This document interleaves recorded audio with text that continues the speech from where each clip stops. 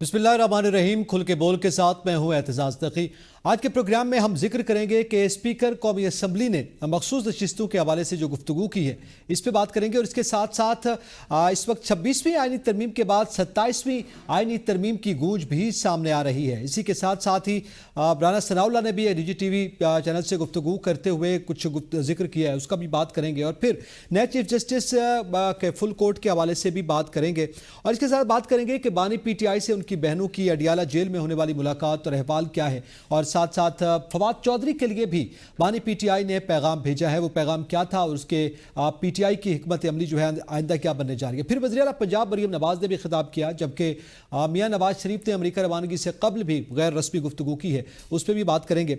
इस वक्त पैनलिस्ट में हमारे साथ मौजूद हैं हमाद हसन, नसीम सिद्दीकी, सैयद कमर जैदी और उमर दराज कोंदल। मैं तमाम पैनलिस्ट को वेलकम करूंगा। और हमाद साहब, सबसे पहले तो आपसे मैं ये जानना चाहूँगा कि गुफ्तगू यकीनन आपने स्पीकर कौमी असम्बली अयाज सादिक साहब की सुनी है कि वो उन्होंने साफ कहा है कि वो अदालती फैसले पर अमल दरामद के पाबंद नहीं है, बल्कि इलेक्शन कमीशन का जो नोटिफिकेशन है उसके पाबंद है। तो क्या अदलिया और हुकूमत के दरमियान अभी दरारें ख़त्म नहीं हुई या मजीद बढ़ती जा रही हैं? क्या सूरत हाल है? अभी जो 26वीं आईनी तरमीम पास हुई है तो उससे पार्लियामेंट अपनी बालादस्ती की तरफ तो बढ़ा है। और अगर अयाज सादिक साहब ने ये बात की है तो जाहिर है कोई ना कोई तो उनको अब आईनी और कानूनी हवाले से कदर मजबूती भी हासिल हुई है, तो उस तनाजुर में बात की है। दूसरी बात ये कि अदलिया और हुकूमत के दरमियान तनाव खत्म नहीं हुआ, तो तनाव बिल्कुल खत्म नहीं हुआ है, तनाव बदस्तूर जारी है। और दोनों अतराफ को जब हम रीड करते हैं, बल्कि आज भी कमर जैदी बैठे हुए हैं, हम दोनों सुप्रीम कोर्ट में भी थे, फिर मैं पार्लियामेंट भी गया, तो वहां पे जो मैं स्मेल कर रहा हूं तो सूरत हाल कुछ ज्यादा बेहतर नहीं है। हुकूमत का वही वतीरा है, वही अंदाज है जो पिछली हुकूमतों का रहा, यानी नवाज शरीफ का रहा, इमरान खान का रहा, सबका रहा, तो वही अंदाज है। उन्होंने भी वक्त से कुछ सीखा नहीं है।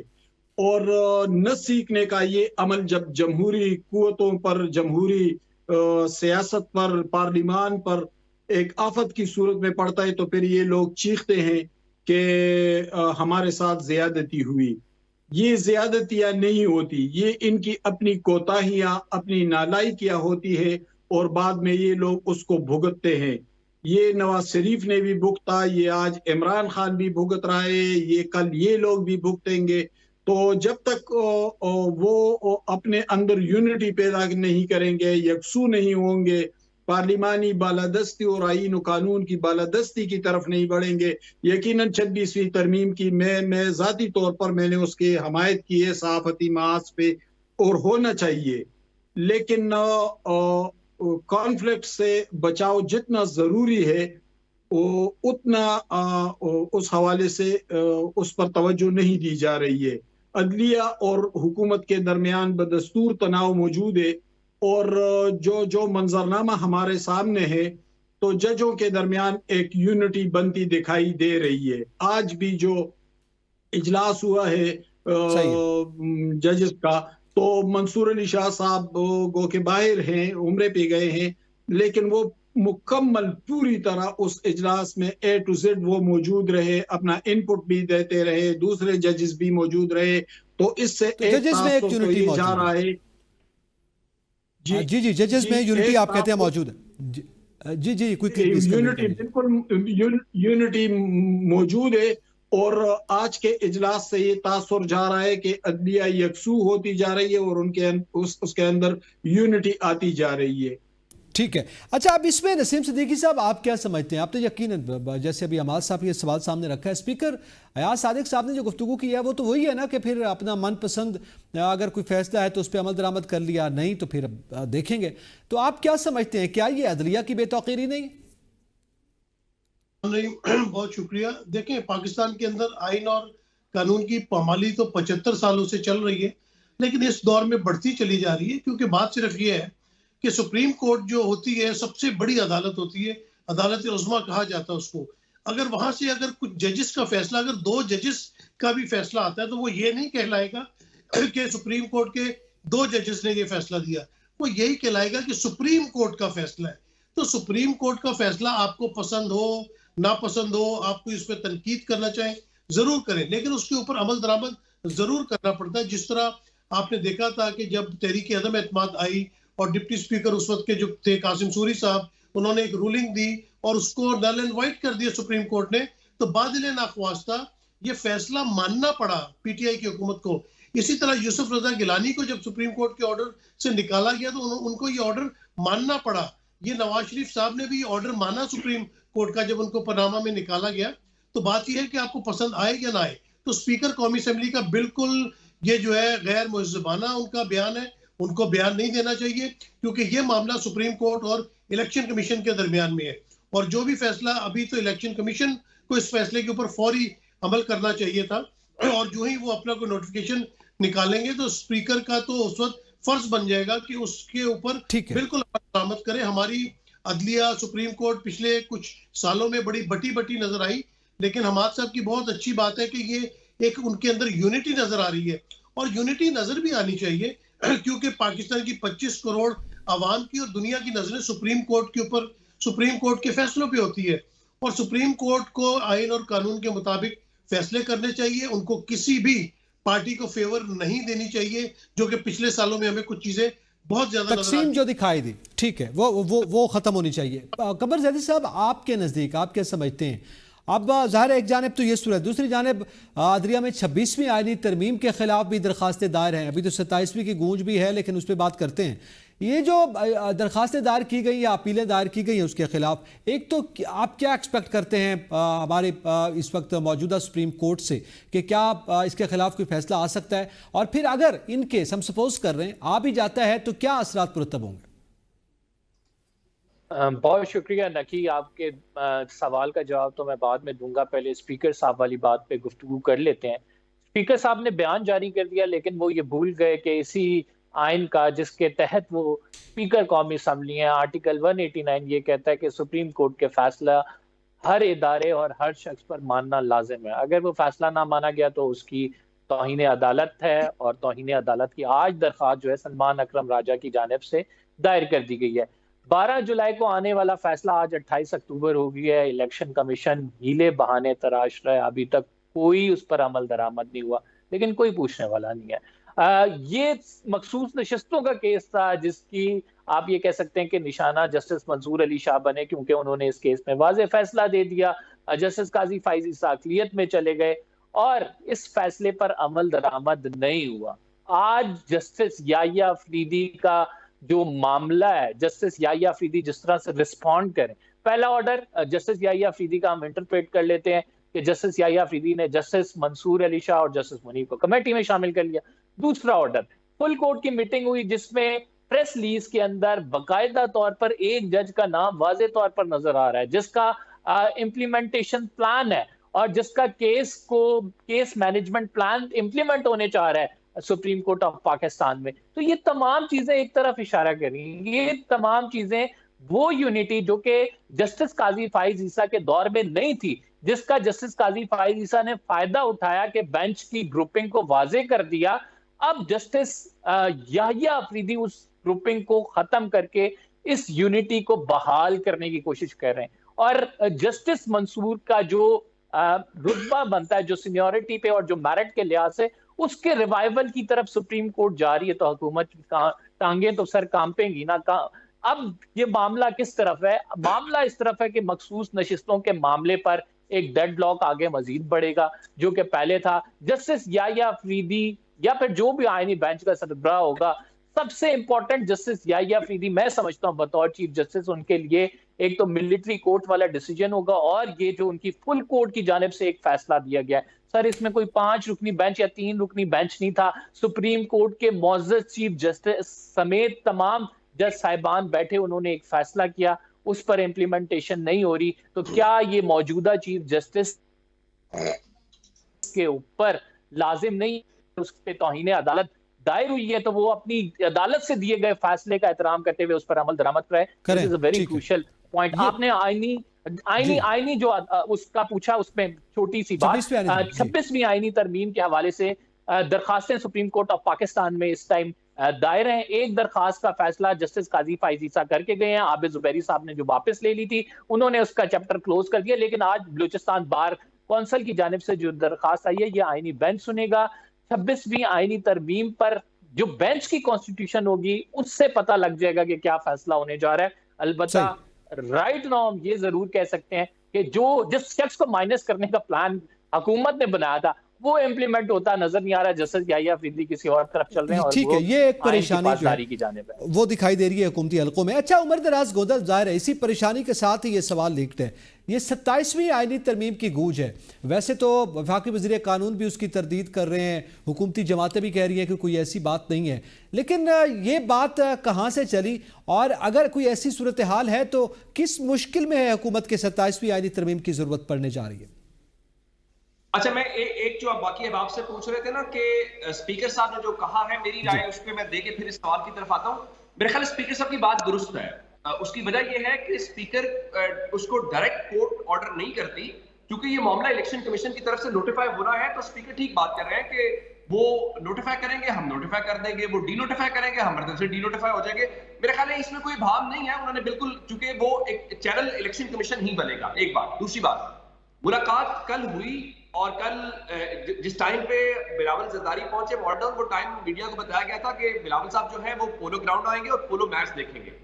लेकिन वहां पे मुलाकात और उस मुलाकात के अंदर होने वाली गुफ्तगू में चीज वाज़ेह है कि गवर्नमेंट इस वक्त तो खासकर चीफ जस्टिस ने आके 3 जजेस सीनियर के ऊपर मुश्तमिल कमेटी बनाई है, गवर्नमेंट उससे परेशान है और गवर्नमेंट अब जो मर्जी कहे कि हम आईनी तरमीम नहीं लेके आ रहे, हो सकता है कि वो एक्ट में तब्दीली करें, कोई और तरीका निकालें, ये तो चंद दिनों में पता चलेगा। लेकिन बहरहाल जो जस्टिस याहिया अफरीदी साहब ने जस्टिस मुनीब साहब को और जस्टिस मंसूर साहब को शामिल किया है, उसके ऊपर गवर्नमेंट को कंसर्न्स हैं, क्योंकि ये सारे का सारा जो खेल रचाया गया, वो हमारे साथ बात कर रहे थे बालादस्ती की, ये कोई बालादस्ती नहीं है।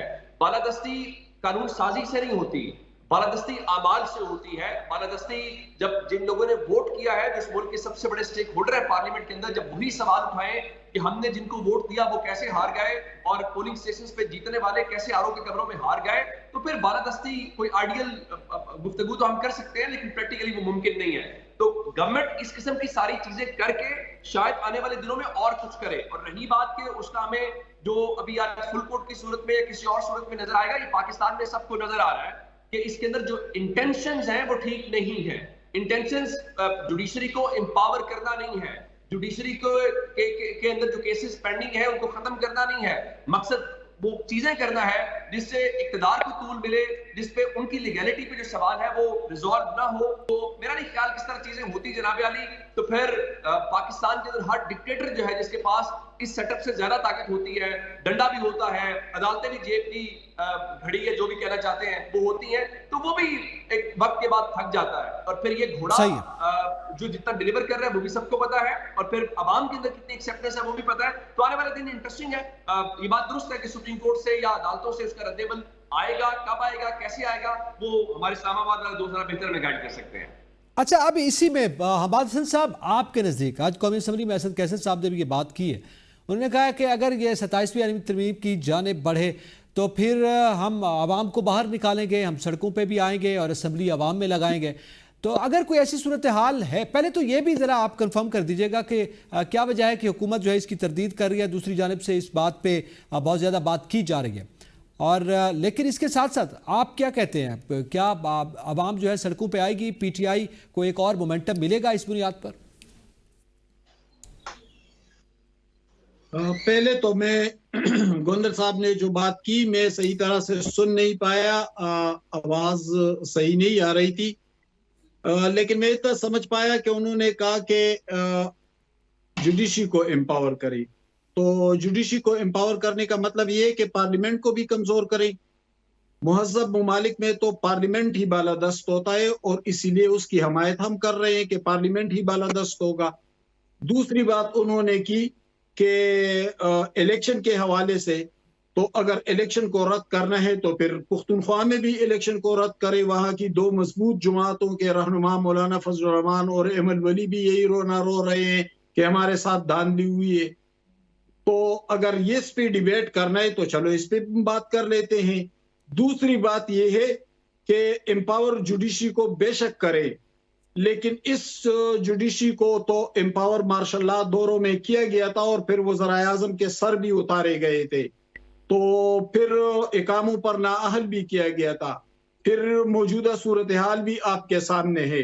तो एम्पावर करें, लेकिन आईन और कानून के दायरे में रहकर करे। इस तरह एम्पावर न करे कि वो गैर जमहूरी इकदामात की तरफ बढ़े और वो पार्लियामेंट का इख्तियार छीनने की कोशिश करे और 63A को पर जो फैसला आया था जस्टिस मुनीब का उसी तरह करे। नहीं, ऐसे हालात लग रहे हैं आपको? इसके हमारे आपको लग रहे हैं ऐसे? एक मिनट की आप इंटरप्ट न करें, एक मिनट मुझे बोलने दे जी। देखिए, एम्पावर करे, लेकिन आईन और कानून के संत में चलने के लिए एम्पावर करे, गैर आईनी और गैर जमहूरी इकदामात के लिए एम्पावर न करे। सबसे अहम जो है वो पार्लियामेंट है, उसको एम्पावर करना चाहिए। अब आपके सवाल की तरफ आता हूं कि असद कैसर ने कहा कि हम लोगों को सड़कों पर निकालेंगे। भाई, लोगों को सड़कों पर क्यों निकाल रहे हो? 27वीं तरमीम आ रही है, आप अपना इनपुट दे दे। आप पार्लियामेंटेरियन हैं, आप इसी पार्लियामेंट में बैठे हुए हैं। ये कौन सी बात हुई कि आप रोज रोज कहे कि लोगों को सड़कों पर निकालेंगे? निकाल रहे थे ना। लाहौर में जलसा हो रहा था, फिर कितने पंजाब से कितने लोग आए थे, पिंडी में हो रहा था, कितने आए थे। एहतजाजों की सियासत का शाखसाना हमारे सामने है। करप्शन, गवर्नेंस की जो सूरत हाल है, अमन अमान की सूरत हाल है, उस पर कोई तवज्जो नहीं है दी जा रही है। एहतजाज दर एहतजाज हो रहे हैं। आप बेशक एक किरदार अदा करें। अगर 27वीं तरमीम आ रही है तो बाइकाट करने की बजाय आप इसी पार्लियामेंट में बैठे और इसी पार्लियामेंट में अपना इनपुट दे, आईन और कानून के दायरे में रहकर अपना किरदार अदा करें। लोगों ने आपको इसलिए वोट दिया है, लोगों ने एहतजाजों के लिए आपको वोट नहीं दिया कि आप रोज रोज एहतजाज करें और नौजवानों को निकाले और फिर वो जेलों में। आज भी इस्लामाबाद में 1500 लोग जेलों में पड़े हैं। 81 मुलाजिमीन निकाले गए थे और डीजी 1122 रेस्क्यू 1122 के डीजी ने उनको सरकारी हुक्म दिया था कि आपने एहतजाज में जाना है। आज वो बेचारे 81 लोग जो सरकारी मुलाजिमीन है वो इस अटक जेल में पड़े हैं और उनके फैमिली वाले रो रहे हैं। तो एहतजाजों का क्या मतलब है? आप पार्लियामेंट में बैठे हैं ना, आपके पास 90 से ज्यादा अरकान है, आप उसमें किरदार अदा करें। ठीक है। अच्छा, अब इसमें नसीम सिद्दीकी साहब, जाहिर है ये एक जमहूरी अंदाज है, क्या है, पार्लियामेंट के अंदर करना चाहिए, बाहर एहतजाज करनी चाहिए अपनी जगह पे, लेकिन जो बात हम अदलिया के बारे से कर रहे हैं, राना सनाउल्लाह साहब ने निजी टीवी चैनल से गुफ्तगू की, आपने वो भी सुनी है, और उसमें जैसे वो कह रहे हैं कि जस्टिस मंसूर शाह जो है वो मुतनाज़ा जज हैं, इसलिए वो बेंच के हेड ना बने, और जस्टिस याहिया आफरीदी जो हैं वो गैर मुतनाज़ा हैं। तो अब आप क्या समझते हैं, क्या इंटेंशंस नज़र आ रही हैं हुकूमत की? क्या वो अदलिया को भी ब्यूरोक्रेसी की तरह चलाना चाह रहे हैं या कोई मशवरा दिया जा रहा है अदलिया को? सॉरी, नकी नसीम साहब से मौजरत चाहता हूँ, 2 सेकंड लेता हूँ। राना सनाउल्लाह कौन होते हैं कि वो कहते हैं कि फला मुतनाज़ा जज है? ये फैसला राना सनाउल्लाह नहीं कर सकते कि ये फला मुतनाज़ा, क्योंकि वो अगर आपके खिलाफ फैसला दे तो वो मुतनाज़ा हो गए। ठीक है, बिल्कुल सही, आपका पॉइंट ऑफ व्यू आ गया। जी नसीम साहब, क्या चाहती है हुकूमत? देखिए, हुकूमत तो ये चाहती है कि अपनी मर्जी का हर काम करे। अभी जिस तरह बात हो रही थी, अभी ये सुनने में आ रहा है कि जिस तरह राना सनाउल्लाह ने कहा कि जी वो मुतनाज़ा है, ये गैर मुतनाज़ा, इसका फैसला राना सनाउल्लाह ने करना है। अभी ये बात आ रही है कि जो सीनियर जज हैं वो मंसूर अली शाह नहीं होंगे, मुनीब अख्तर नहीं होंगे, अब याहिया अफरीदी से जो जूनियर हैं वो सीनियर हो जाएंगे, क्योंकि सीनियर को तो सुपरसीड करके उनको जज लगा दिया, चीफ जस्टिस लगा दिया। ये तो ऐसे ही हो गया कि क्योंकि शहबाज शरीफ अब वजीर आजम बन चुके हैं तो लिहाजा नवाज शरीफ छोटे भाई होंगे और शहबाज शरीफ बड़े भाई होंगे। भाई ऐसे तो नहीं होता ना, जो सीनियर होता है वो सीनियर होता है। आप कौन होते हैं किसी को मुतनाज़ा और गैर मुतनाज़ा बनाने वाले? फैसलों से देखना चाहिए कि किसने क्या फैसले किए। और मंसूर अली शाह बहुत एक काबिल जज है, जितने भी हमारे जस्टिस हजरात हैं वो बहुत ही काबिल हैं। एक तो ये डिवीजन खत्म होनी चाहिए। और फिर अभी बात हो रही थी महज़ब मुल्कों की। भाई महज़ब मुल्कों में रूल ऑफ लॉ होता है, वहां पे पार्लियामेंट सुपीरियर नहीं होती। हर इदारा अपने इदारे की हदूद के अंदर रहता है। ना पार्लियामेंट हुक्म चलाती है सुप्रीम कोर्ट पे, ना सुप्रीम कोर्ट ऑर्डर देती है। मामले चलते हैं आइन और कानून से। जब बंदियाल के जमाने में 90 दिन में आपने आइन और कानून के मुताबिक इलेक्शन नहीं करवाए तो किसने रोगर्दानी की? आइन से इलेक्शन कमीशन ने की, उस वक्त की हुकूमत ने की। उसके बाद आपको जब दोबारा भी फैसले आए, मखसूस नशिस्तों के फैसले आए, सुप्रीम कोर्ट के ऑर्डर तो आप उड़ाते चले जा रहे हैं। तो आप पार्लियामेंट को सुप्रीम बनाते चले गए। पार्लियामेंट कोई सुप्रीम इतनी नहीं है, हर इदारा अपने अपने हदूद में रह के सुप्रीम बनता है, किसी को बाईपास करने की इजाजत नहीं होती। लेकिन इस वक्त हुकूमत के मामला चल रहे हैं। अभी बात हो रही थी जमहूरियत की राह गलाते हैं, और फिर अगर कोई एहतजाज करने की बात कहता है तो कहते हैं आप क्यों सड़कों पे आ रहे हैं, आप क्यों एहतजाज कर रहे हैं। हमने देखा पीटीआई दौर में बिलावल भुट्टो जरदारी कराची से महंगाई मार्च लेके निकले हैं और डी चौक तक गए हैं। उसके बाद मौलाना फजल रहमान ने धरना दिया है। तो भाई जब जमहूरियत के राग अलापते हैं तो जमहूरियत की जो सेंस है उसको भी तो अमल करें। अच्छा, 1500 जो बच्चे इस वक्त जेलों में, उसकी जिम्मेदारी पीटीआई पे डाली जा रही है, और ये नहीं कहा जा रहा कि नाजायज तौर पे गलत आपने दहशतगर्दी के पर्चे काटे हैं, झूठे पर्चे काटे हैं, आप लोगों की दीवारें फलांगते हैं, आप माँ बहनों के ऊपर हाथ डालते हैं। ये इसके खिलाफ कोई बात नहीं कर रहा। हाँ, पीटीआई जो करवा रही है वो बुरा कर रही है। अगर वो एहतजाज कर रहे हैं तो वो क्यों एहतजाज करते हैं, उनको आप ऐसे ट्रीट करते हैं जैसे दहशतगर्द, और दहशतगर्द दंदनाते पाकिस्तान के अंदर फिर रहे हैं। तो मेरे ख्याल से तमाम इदारों को अपनी अपनी हदूद में जाना चाहिए, रहकर काम करना चाहिए। ठीक है, कोई इदारा जो है वो बेलगाम नहीं है, बल्कि सुप्रीम है, मगर अपनी डोमेन में। अच्छा, इसी पे मैं कमर जैदी साहब आपसे जानना चाहता हूँ। आज फुल कोर्ट रेफरेंस था, फुल कोर्ट इजलास हुआ नए चीफ जस्टिस की मौजूदगी में, और 6 माह बाद तकरीबन इस तरीक़ेकार पर गुफ्तगू की गई कि कैसे मुकदमात को जल्दी निपटाना है। लेकिन इसके साथ साथ जस्टिस मंसूर शाह का जो सदारती आर्डिनेंस के हवाले से फुल कोर्ट बुलाने का मामला था, या बुलाए जाने के हवाले से कहा गया था, आप क्या समझते हैं इस पर आज गुफ्तगू नहीं हुई?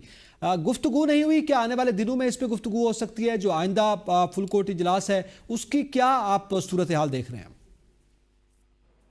देखें ना कि एलामिया में जो चीज़ें होती हैं वो तो एक ऑफिशियल वर्जन होता है। ज़रूरी नहीं है कि एलामिया में अगर ये शामिल नहीं किया गया तो उस पर गुफ्तगू नहीं हुई होगी।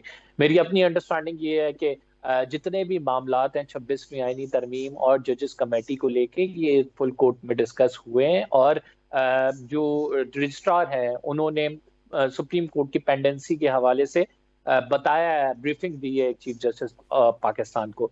देखिए, इसका आउटपुट क्या है वो बड़ा हमने गौर करना है, और उससे बहुत सारी चीजें ड्राइव हो रही हैं, बहुत सारी चीजों का आगे आने वाले में पता लग रहा है। आउटपुट इसका ये है कि सुप्रीम कोर्ट में एक मीटिंग होती है, फुल कोर्ट बुलाया जाता है। किसके कहने पर सुप्रीम कोर्ट में फुल कोर्ट बुलाया गया? तो आप जरा थोड़ा सा माजी में चले जाएं।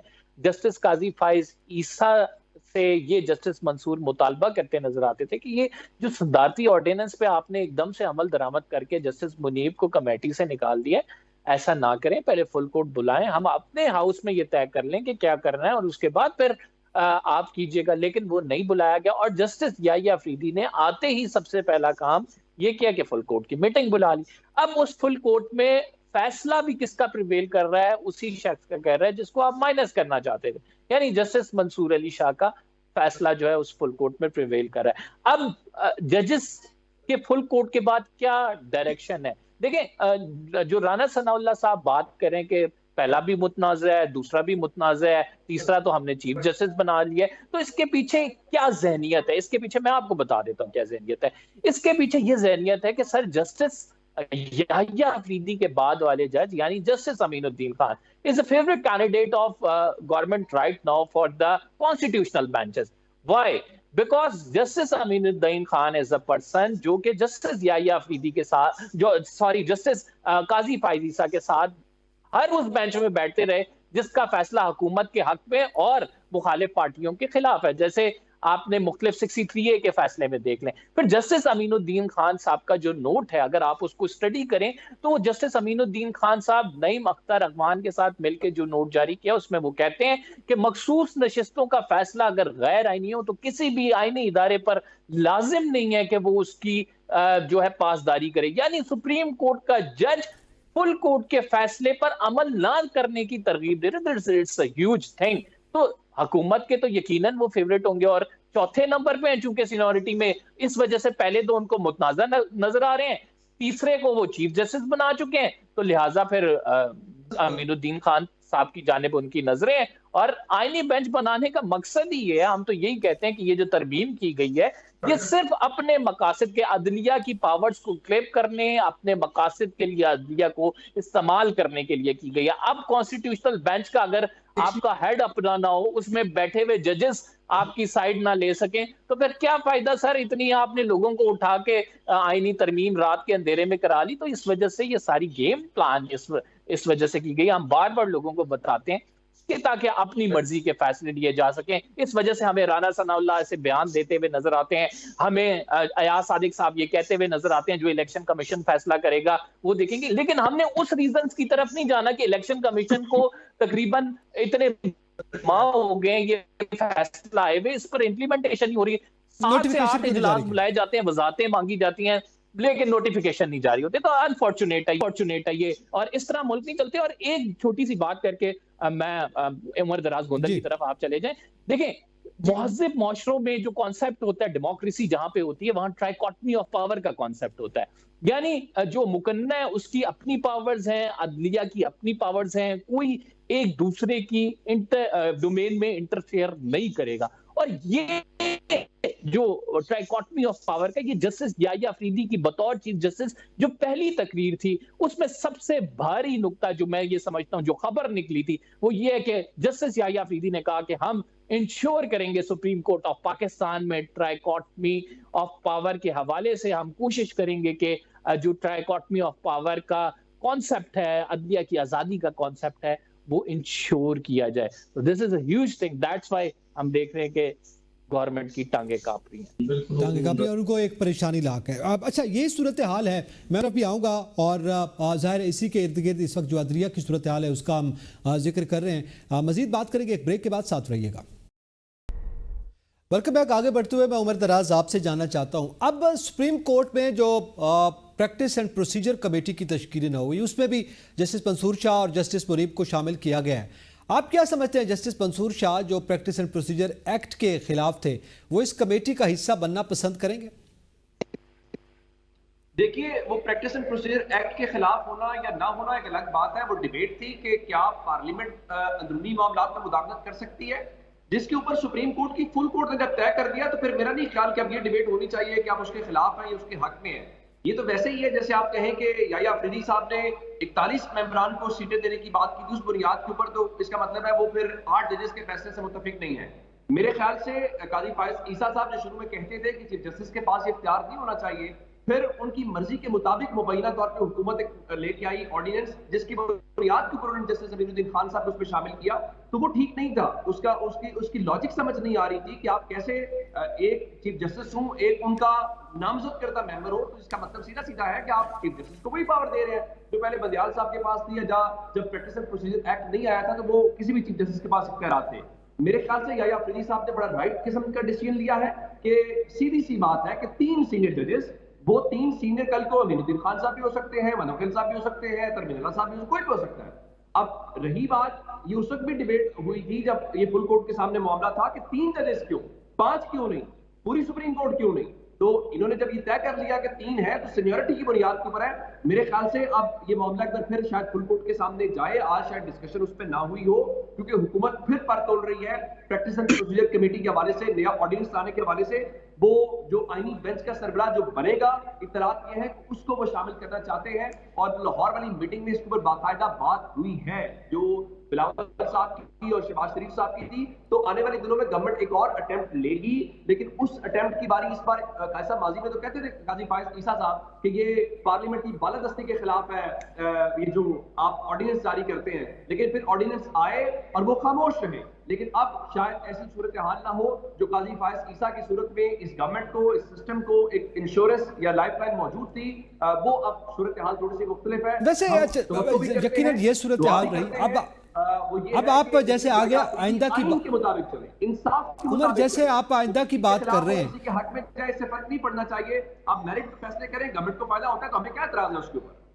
सही। उमर, आप क्या समझते हैं कि क्या ज़ाहिर सीनियर पीनी जज है जस्टिस मंसूर शाह, जस्टिस याह्या अफरीदी से सीनियर थे, बाहर ज़ाहिर है वो चीफ जस्टिस बने। एक बड़ा अहम सा सवाल है कि क्या वो इन्फ्लुएंशियल हो सकते हैं मौजूदा इस सिस्टम में मंसूर शाह साहब? आप एडजस्ट करने की बात कर रहे हैं? जी, इन्फ्लुएंस, उनका इन्फ्लुएंस होगा इस कोर्ट? देखिए, उसके एक बैकग्राउंड है। आप जानते हैं कि जिस तरीके से वो एक माजी से इकट्ठे काम करते आ रहे हैं वो भी हम सबको आइडिया है। फिर जिस तरीके से बाकी सारी सूरत हाल है उसका एक इम्पैक्ट तो आएगा। और जिस तरीके से आज अगर आप फुल कोर्ट का एलामिया पढ़े, 3 बार नाम आया उसमें जस्टिस मंसूर अली शाह साहब का, तो वो मेरे ख्याल है खुद कहानी बयान कर रहा है कि आने वाले दिन कैसे हो। ठीक है। अच्छा, अब हमाद साहब थोड़ा आगे बढ़ते हैं। आज जरा पॉलिटिकल सिचुएशन का भी जिक्र कर रहे हैं। बानी पीटीआई की हमशीर खान ने जो गुफ्तगू की है और मुलाकात करने के बाद बानी पीटीआई से उन्होंने कहा कि उस तरह का उनसे रवैया रखा जा रहा है बानी पीटीआई से जैसे मौत के कैदियों से रखा जाता है। तो अब ज़ाहिर है इस तरह की जो सूरत हाल है, उससे पहले भी मुलाकात करने वाले जो है वो ये बात करते रहे। बैरिस्टर गौहर ने भी जो गुज़िश्ता मुलाकात की थी, इस मुलाकात से पहले उन्होंने भी ये कहा था 26वीं आईन तरमीम के वक्त के उनके वहाँ पर लाइट जो है वो नहीं दी गई और 6x6 या 6x8 के सेल में रखा गया है। क्या एक मुल्क के साबिक वज़ीर-ए-आज़म के साथ इस तरह का रवैया रवा रखा जाना चाहिए? बिल्कुल नहीं रखना चाहिए। बिल्कुल वजीर आजम तो क्या, किसी आम शख्स के साथ भी नहीं रखना चाहिए। बुनियादी इंसानी हुकूक का चार्टर मौजूद है, यूनिवर्सल है, पाकिस्तान में भी है, पूरी दुनिया में लागू है, और कैदियों के हुकूक भी है। उस हवाले से इंटरनेशनल लॉज भी हैं, लोकल भी है। तो ये हक किसी को नहीं पहुंचता कि ज्यादती करे। लेकिन मैं तो सियासी तज्जिया करूंगा, मैं तो तारीख के साथ साथ चलूंगा। इन्हीं जेलों में साबिक वज़ीर-ए-आज़म के साथ क्या कुछ नहीं हुआ था, वो मार्शल्लाह हुकूमतों ने किया था। लेकिन इमरान खान वाहिद सिविलियन वज़ीर आज़म थे जिन्होंने सियासी क़यादतों के साथ ये किया। यानी उन्होंने उनका बयान रिकॉर्ड पर है कि मैं मोंचे काट दूंगा, मैं ऐसी उतरवा दूंगा, मैं फलां को जेल में डालूंगा, मैं फलां को डालूंगा। बशीर मेमन का बयान रिकॉर्ड पर है कि मुझे बुलाया गया और मुझे किस किस के खिलाफ मुकदमात बनाने और गिरफ्तार करने का हुक्म दिया गया। तो ये इमरान खान तो करते रहे, इसमें तो कोई इबाम नहीं है इस बात में। और उन्होंने एक डिक्टेटोरियल रवैया, गैर सियासी रवैया अपनाया था और अपने मुखालिफिन के साथ इंतहाई जुल्म भी करते रहे। लेकिन अगर इमरान खान के साथ हो रहा है तो ये भी अच्छा नहीं है।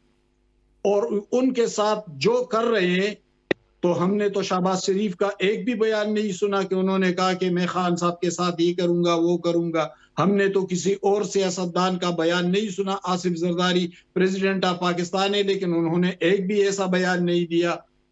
तो देखे, जब तक सियासी कुव्वतें एक पेज पर नहीं आती, यकसू नहीं हो जाती जमहूरियत और आईन की सरबुलंदी के लिए, उनके साथ बारी बारी ये होता रहेगा। और ये पहली बार इमरान खान के साथ नहीं हो रहा है, ये दूसरे सियासतदानों के साथ भी हुआ है। हमें उसे भी डिस्कस करना चाहिए। क्या जुल्फिकार अली भुट्टो इस मुल्क के सियासतदान नहीं थे? क्या वली खान इस मुल्क के सियासतदान नहीं थे? नवाज शरीफ, बेनजीर भुट्टो, आसिफ जरदारी की ये सारे लोग इस मुल्क में सियासत नहीं कर रहे थे? ठीक है, तो उनके साथ जो हुआ उसको भी आना चाहिए। हम जी सिर्फ इमरान खान से नहीं जाना चाहिए। इमरान खान के साथ हो रहा है तो अच्छी बात नहीं है, हम उसके मुखालिफ नहीं होना चाहिए, और किसी के साथ आप कहते हैं नहीं होना चाहिए। लेकिन दूसरों के साथ जो हुआ और जो किरदार थे उनके बारे में भी बात होनी चाहिए। ठीक है, और उनके बारे में इमरान खान भी सरफरज थे। ठीक है, उनमें इमरान खान भी मुलव्वस थे, आप समझते हैं। अच्छा, दूसरी जानिब मैं कमर जैद साहब आपसे जानना चाहता हूं, अब पीटीआई का क्या मुस्तकबिल का आप जो है ढांचा देख रहे हैं कि आज फवाद चौधरी को बानी पीटीआई की जानिब से जो पैगाम दिया गया कि वो तनकीद ना करें, आपको पता है वो क्या तनकीद कर रहे थे? उन्होंने तो ये भी कह दिया कि बानी पीटीआई की जो हमशीरगान है उनको क़यादत देनी चाहिए। सख्ती से मना किया गया बानी पीटीआई की जानिब से। क्या सूरत हाल बनने जा रही है और फवाद चौधरी का क्या मुस्तकबिल देख रहे हैं पीटीआई? देखें, फवाद चौधरी साहब जो चीज़ चाह रहे थे वो उनको फाइनली मिल गई है। फवाद चौधरी की अपनी स्किल्स हैं जिससे वो दोबारा पार्टी में जगह बनाना चाह रहे हैं, क्योंकि आपको पता है कि 9 मई के बाद जो हालात बने थे जिसमें फवाद चौधरी साहब शामिल थे, वो इमरान खान साहब उनकी कोई जिस तरह से वो भागे, इमरान खान साहब के हवाले से जो चीज़ें सामने आई, 9 मई की मुजम्मत सामने आई, तो वो इमरान खान साहब कोई खातिर खा खुश नहीं थे। लेकिन फवाद चौधरी साहब एक इन्फ्लुएंशियल और इम्पोर्टेंट पर्सनालिटी हैं, सियासी समझबूझ रखते हैं, उनका अपना एक्यूमेंट बड़ा अच्छा है। पॉलिटिकल एक्यूमेंट की बात की जाए तो उन्होंने जिस तरह से पार्टी पे तनकीद की, बड़ी वो तनकीद टू द पॉइंट हिट हो रही थी कि ये जो पार्टी की आदत है, ये जो फैसले ले रही है राइट नाउ, ये इमरान खान साहब के फैसलों की अक्कासी नहीं है। और यही वजह है कि अली अमीन गंडा, फिर हम हालात को लिंक करें जिस तरह से अली अमीन गंडापुर साहब वापस चले गए, जिस तरह से 26वीं आईनी तरमीम पे पीटीआई ने इतना शोर नहीं डाला, इससे ज्यादा तो वो एक आम लॉ जो पास होने लगता है उस पर चोट डालती है। तो ये तमाम चीजें डॉट्स को कनेक्ट करें तो फवाद चौधरी की कई कई बातें इमरान खान साहब के चाहने वालों को सच दिखाई दे रही थी। इमरान खान साहब ने ठीक ही वाइज और बड़ा स्मार्ट सोल्यूशन दिया। उन्होंने दोनों जो बुकला ग्रुप क्विकली जरा आगे बढ़ना होगा। लड़ रहे थे जी कब्बर, उनको आप बिठा के समझते उनकी सुलह करा दी और उनका मुस्तकबिल में जो है वो रोल हो सकता है। लेकिन नसीम सिद्दीकी साहब, मैं आपसे जानना चाहता हूं, आपके आज मियां नवाज शरीफ जो है अमेरिका रवानगी से कब, जो साहबी ने सवाल किया आप वज़ीर-ए-आज़म क्यों नहीं बने, और जिस तरह का उन्होंने जवाब दिया है, इस हवाले से आप ज़रा हमें बता दीजिएगा। और क्या सूरत हाल है उनके इन दौरों के हवाले से, क्या इसको सियासत से जोड़ा जाए? देखिए, अपना नवाज शरीफ साहब तो आपको पता है कि पाकिस्तान में भी बड़े बुझे ही नजर आए। जिस शौक से, जिस जोर के साथ वो वापस गए थे और पूरी उम्मीद थी कि वो चौथी दफा पाकिस्तान के वजीर आजम बन जाएंगे, लेकिन जिस तरह अवाम ने उनकी पजीराई की और 8 फरवरी को बल्ले को उन्होंने वोट दिया, बल्ला तो खैर गायब कर दिया था, इमरान खान साहब को वोट दिया, तो उसके बाद वो बड़े डिप्रेस रहे और उनका जो पाकिस्तानी पॉलिटिक्स में भी रोल रहा है वो बहुत खामोशी वाला था। और जब यहाँ पे लंदन हीथ्रो पे उतरे हैं तो उसके बाद से भी वो डिप्रेस से और बड़े खामोश से नजर आ रहे हैं। डेफिनेटली उनका एक मिशन पूरा नहीं हुआ, तो अभी उनके पास कोई जवाब तो इस बात का है ही नहीं है। तो उन्होंने अजराए तफन्नन कह दिया कि जी अमेरिका जाने से पहले ये सवाल पूछना जरूरी था, या उनका ये इशारा होगा कि भाई मुझे अमेरिका से होके आ लेने दो और उसके बाद की जो सूरत हाल होगी तो आपको सारा कुछ खुद पता चल जाएगा। तो बहरहाल पॉलिटिकल रोल तो उनका कोई इतना नजर आ नहीं रहा। बिल्कुल एक कदावर शख्सियत रहे हैं, सियासत रहे हैं, लेकिन आपने देखा कि हर उरूज का एक जवाल होता है और देखा सियासत जो है वो जवाल की तरफ जा रही है। जी, कोई बड़ा रोल आप नहीं देख रहे हो इन दौरों को, इससे आप नहीं समझते कि इससे कोई फर्क पड़ेगा। अच्छा, इसी पे उमर दराज गोंदल में आपसे जानना चाहता हूँ, आज वज़ीर पंजाब मरियम नवाज बड़े गर्जी बरसी हैं पीटीआई के हवाले से कि उनका ख़त्म होने जा रहा है दौर और किस तरह की सूरत हाल थी, ये सब सारे उनके बयान आपके सामने। किसान कार्ड के इजरा के मौका पर इफ्तिताई तकरीब में उन्होंने गुफ्तगू की है। आप क्या समझते हैं, किसान कार्ड तो इससे पहले पीटीआई का मंसूबा नहीं था? देखिए, हमारे जो अफसर हैं, ये उनका कमाल है कि वो हर चीज, हर वजीर आला आता है, हर वजीर आजम आता है, जो चीज हर बार हम देखते हैं तो वो लगता है कि ये पहली बार हो रही है, तारीख में पहली बार हो रही है। हमने देखा कि फील्ड अस्पताल पहली बार थे, वो फील्ड अस्पताल का इफ्तिताह शहबाज शरीफ ने भी किया था, उस फील्ड अस्पताल का इफ्तिताह उस्मान गुजार ने भी किया था, लेकिन मरियम नवाज ने भी तारीख में पहली बार कर दिया। किसान कार्ड हमने तहरीक इंसाफ के दौर में भी देखे, आज एक बार फिर तारीख में पहली बार हो गया।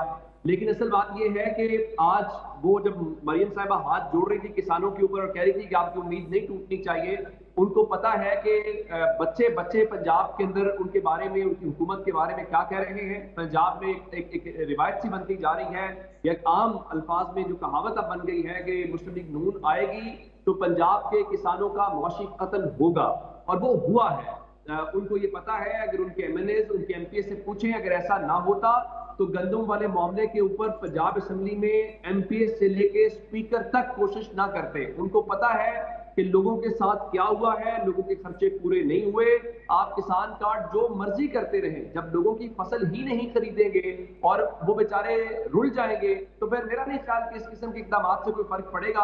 अब आप उसको कवर करने की कोशिश जरूर कर रहे हैं, लेकिन मेरा ख्याल है वो काउंटर प्रोडक्ट साबित आपकी नहीं हो पा रही, क्योंकि जब तक आपने किसानों को वो इस तरह से फैसिलिटेट नहीं करना, फिर बाकी चीजों को वो नहीं मानेंगे। जब उनकी कोई चीज खरीदेंगे नहीं तो आप उनको बाकी कहते हैं ये हमसे ले, सब्सिडी ले, ये चीजें ले, फसल पैदा करें। भाई फसल तो पैदा कर लेंगे, उसको खरीदेगा कौन, किस कीमत पे खरीदेगा? असल बात है उस तरफ आप आ नहीं रहे। और रही बात, ठीक है, अच्छा इसी में तो वो तो पहले दिन से उनकी पार्टी, मियां साहब, मरियम साहिबा, बाकी सब जो है वो यही अल्फाज, फितना, खत्म, ये वो, लेकिन सियासी तौर पे मुकाबला नहीं कर पा रहे।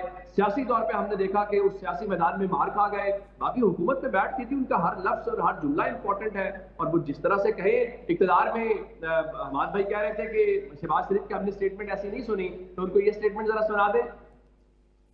जी, वो बड़े और छोटे में सब। अच्छा, इसी पे मैं, लेकिन उमर दराज गोदल साहब, अब किसान का थोड़ी अवामी बात कर रहे हैं। इससे जैसे आपने कहा कि गुज़िश्ता साल में जो सूरत हाल हुई, आंदा साल में क्या गंदम बहरान जो है क्या फिर से सर उठाता हुआ दिखाई दे रहा है किसान के जो मामला थे, या इससे कोई उनको कंपनसेशन मिलेगी? अच्छा, मैं उस पे बिल्कुल जो किसान के जी मैं बता देता हूँ कि पंजाब हुकूमत गंदम नहीं खरीदा करेगी।